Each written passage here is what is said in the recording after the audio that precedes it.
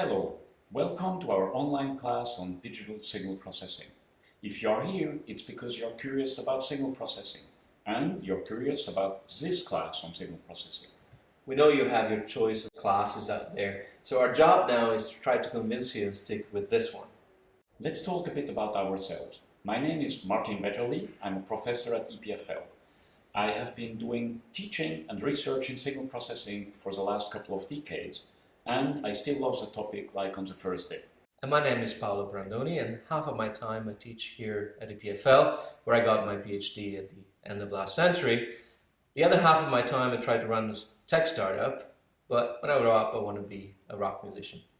Okay, so you're the practical guy. And you're supposedly the theory guy, except that you always ask for more and more practical examples in your classes. And you always ask for more and more theory. And I guess that's what psychiatrists call overcompensation. Enough about ourselves. Let's talk about what signal processing actually is. This is when people usually pull out a fancy cell phone and promise that by the end of the class you'll understand every detail about it. But actually, a simple coffee grinder is enough to explain what signal processing is. The beans are the signals. The grinder is the processor. And the ground coffee is the useful information that we extract from the signals. Alright, but what if you want to grind something other than coffee? Suppose you want to crush some ice for some margaritas. Okay, this is why we teach digital signal processing, where we have a universal processor. A computer. Exactly. And as long as signals are represented as a sequence of numbers, we can apply all sorts of algorithms to all sorts of different data. This is why your cell phone is such a powerful device. Aha, so we are bringing out the cell phone after all.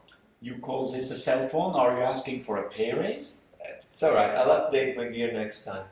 But the idea here is that if you have a general purpose computer, you can apply processing to virtually all kind of interesting signals.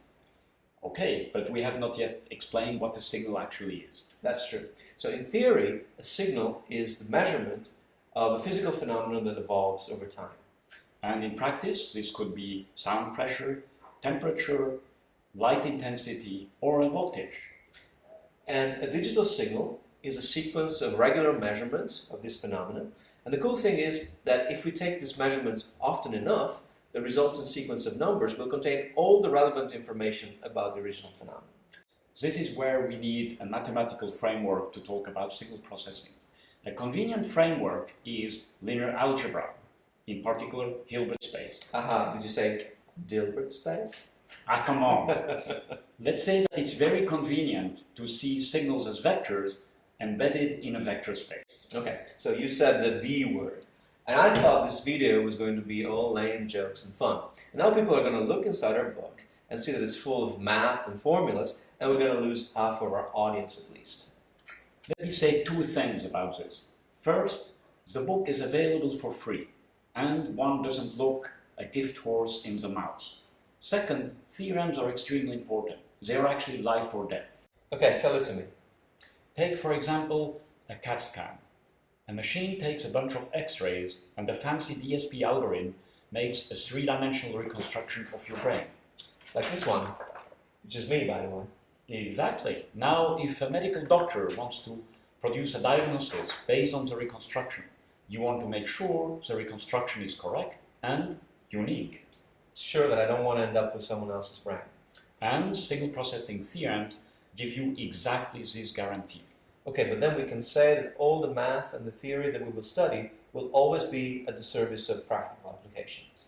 Exactly, and we went through great pain and efforts to produce a series of videos called Signal of the Day, which present interesting and famous signal processing sequences and relevant algorithms. And remember, your PC is a fully functional signal processing lab, so we will encourage you to write code to test the theory that we will teach you, and also to develop some cool applications. For example, you'll learn how to program an MP3 player. Well, I guess our sales pitch is over. We hope you enjoy the class.